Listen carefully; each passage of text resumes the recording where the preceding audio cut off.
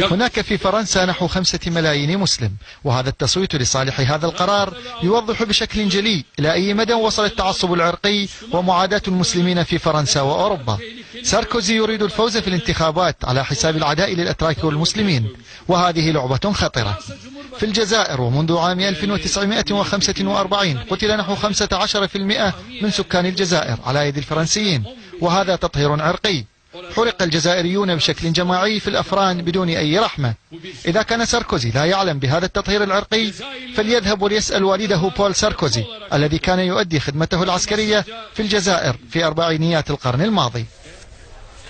ومن جانبه قال وزير الخارجية التركي أحمد داوود أوغلو إن الديمقراطية الأوروبية في خطر حقيقي بعد تصويت النواب الفرنسيين على مشروع قانون يجرم إنكار تعرض الأرمن لإبادة الجماعية في عهد الدولة العثمانية مطلع القرن العشرين. وطالب أوغلو المثقفين الفرنسيين بالدفاع عن قيم أوروبا.